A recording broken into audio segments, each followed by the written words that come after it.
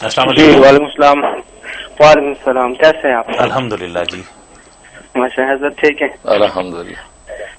ماشاء اللہ بہت اچھا پروگرام ہے. تو یہ پالوشن کے حوالے سے یہ سوال کرنا تھا کہ جیسے درخت لگانا بھی ایک صدقہ جاری ہے، تو ہم ماحولیات کی پالوشن کو دور کرنے کے لیے ہم کیا کردار ادا کر سکتے ہیں، اس میں ہمارے رہنمائی کریں. ماشاءاللہ بڑا خوبصورت سوال کیا جنہوں نے کہ پولوشن کو دور کرنے کا جو اسپیشلی جو گرین ہاؤس گیسز ہیں ان کو فائٹ کرنے کا ایک طریقہ درخت لگانا بھی ہے. اور یہ درخت لگانے کا تو آج انہوں نے ہمیں انوائرمنٹل ایکسپرٹس نے بتایا، ہمیں تو یہ حکم 1400 سال پہلے دیا گیا.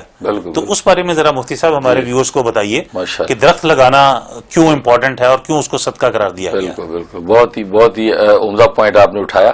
اور حقیقت ہے کہ اس کے پولوشن کو دور کرنے کے لیے درخت کا بنیادی کردار ادا کر سکتا ہے.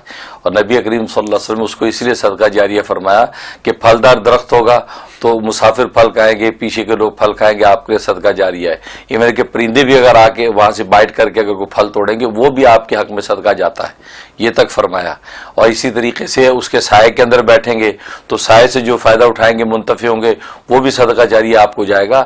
اور پھر سائنسی نقطہ نگاہ سے بھی آج جو ہے یہ بایولوجی کے ماہرین نے اس چیز کو جو ہے فائنڈ آؤٹ کر لیا کہ یہ درخت کی وجہ سے کتنی آلودگیاں دور ہوتی ہیں اور کتنی ایسی اچھی گیسز ہیں جو انوائرمنٹ کے اندر آتی ہیں، اور کتنی ایسی گیسز جن کو وہ جو سک کرتا ہے کہ جس کی وجہ سے بیماریاں اور وائرس ختم ہوتے ہیں.